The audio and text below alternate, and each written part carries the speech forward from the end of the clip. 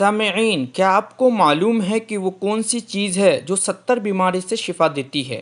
اور وہ کون سی سبزی ہے جسے آپ صلی اللہ علیہ وسلم سالن میں تلاش کر کے کھایا کرتے تھے؟ تو چلیے آج ہم چند اسلامی معلومات حاصل کرتے ہیں۔ آپ صلی اللہ علیہ وسلم کی تلوار کا نام ذوالفقار تھا اور یہ آپ نے حضرت علی رضی اللہ تعالیٰ عنہ کو دی تھی۔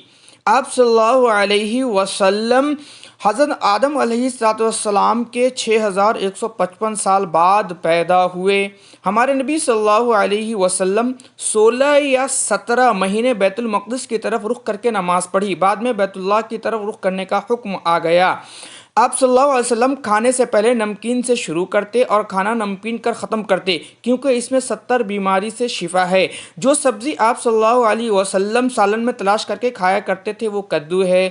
ہمارے چینل کو سبسکرائب کریں اور لائک کریں۔ شکریہ۔